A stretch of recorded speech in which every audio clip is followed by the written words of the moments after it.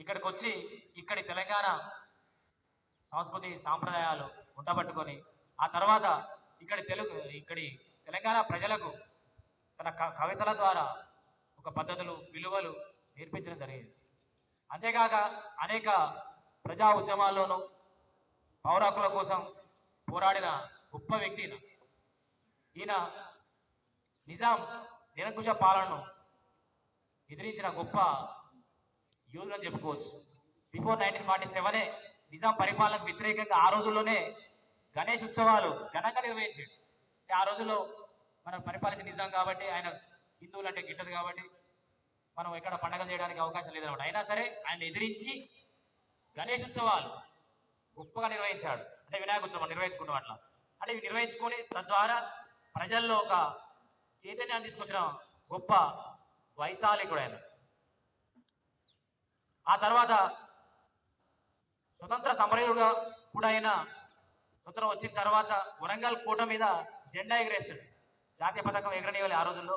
ఈయన వరంగల్ కోట మీద జాతీయ పతాకాన్ని ఎగరేస్తున్నాడు. ఎవరికి భయపడాడు. అంత సాహసోపేతమైన నిర్ణయాలు తీసుకుంటాడు, ధైర్యంగా ఉన్నాడు. ఇంకా ఈయన ఏమంటాడయ్యా అంటే, అన్యాయం ఎదిరించడం నా జన్మ హక్కు అంటాడు. అన్యాయం ఎదిరించడం నా జన్మ హక్కు, అన్యాయం ఎదిరించిన వాడే నాకు ఆరాధ్యుడు, అన్యాయం అంతరించినప్పుడే నాకు ముక్తి ప్రాప్తి అంటాడు. అనేక రచనలు చేశాడు, అనేక కవితలు. నా గొడవ ప్రజల గొడవే తన గొడవగా చెప్పుకుంటాడు ఆయన.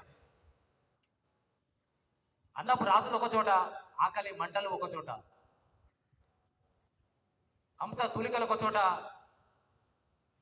అలసిన దేహాలు మరో చోట అంటాడు. గంపెడు బలగాల ఒక చోట, సంపదలన్నీ ఇంకో చోట, కమ్మరి చికిలాలు ఒక చోట, గట్టి దౌడలు ఇంకొక చోట, వాసన నూనెలు ఒక చోట, మాసిన తలలు ఇంకో చోట అని చెప్పేసి ఆనాటి సమాజం అంతా రెండు వర్గాలుగా ఉండేదని ఆయన చెప్తాడు. ఒకటి ధనవంతులు, రెండు పేదవాళ్ళు. పేదవాడు పేదవాడిగానే ఉండిపోతుడు, ధనవంతుడు ఇంకా ధనవంతులుగా మారిపోతుందని చెప్పేసి ఆ ధనవంతుల మీద వాళ్ళకు వ్యతిరేకంగా వాళ్ళు ఏ విధంగా దూచుకుంటారని చెప్పేసి తన కవితల ద్వారా తన కళాన్ని గలాన్ని వినిపించిన గొప్ప కవి మన కాళోజీ.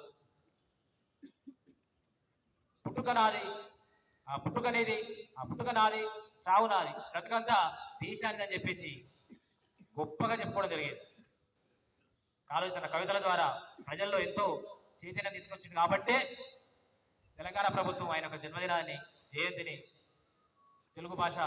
తెలంగాణ తెలుగు భాష దినోత్సవంగా నిర్వహించుకోవడం జరుగుతుంది. ఓకే, ఏది ఏమైనా సరే ఆయనను స్ఫూర్తిగా తీసుకొని మనం మన భవిష్యత్తుకు బంగారు బాటలు వేసుకోవాలని చెప్పేసి ఈ సందర్భంగా తెలియజేస్తూ ముగిస్తున్నా. ధన్యవాదాలు.